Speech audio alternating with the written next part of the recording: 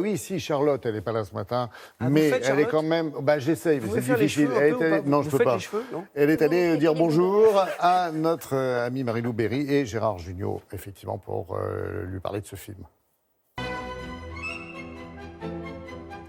Bonjour Marie-Lou, bonjour Gérard.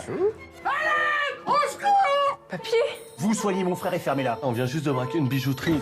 Gérard, vous connaissez Marie-Lou depuis qu'elle est presque bébé. Ça doit faire une sensation étrange, non, de se retrouver dirigé par Marie-Lou sur un plateau, justement. Ce qui est étrange pour moi, c'est que je connais bien sa maman, Carole Bouquet, Ouais.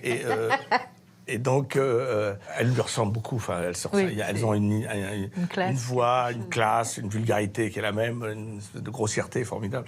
Et donc quand je l'entendais, quand je fermais les yeux, j'entendais un peu Josiane, mais très vite ça s'oublie parce que c'est un super metteur en scène. C'est une bosseuse et le film il est très très achevé, fait avec vraiment peu de moyens mais beaucoup d'énergie.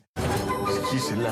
Celle-là, c'est la petite sœur des deux grands abrutis. L'idée de Gérard pour jouer ce grand-père grincheux, Marie-Lou, ça a tout de suite été évident. J'étais super contente qu'il ait accepté qu'il ait aimé le scénario, qu'il ait accepté de jouer dedans, qu'il ait accepté de reporter sa moustache qu'il déteste tant aujourd'hui. Cette moustache qui a fait sa gloire, quand même. Cette moustache dont tu ne voulais pas te séparer, Gérard. Bien sûr, j'avais rien dessous. Je pouvais pas la couper.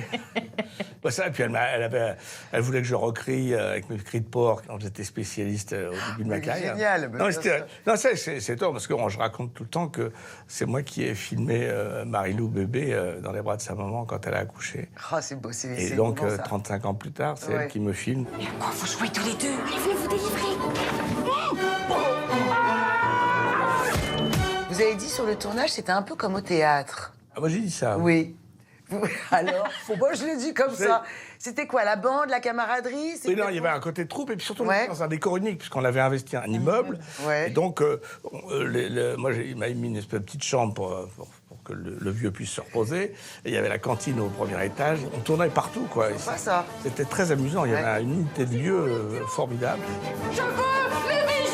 Quel genre de petite fille vous étiez, Marie-Lou? Plutôt discrète, plutôt extravertie Je pense que j'ai eu une période très casse-couille et que ça s'est calmé par la Ah oui suite. Ouais.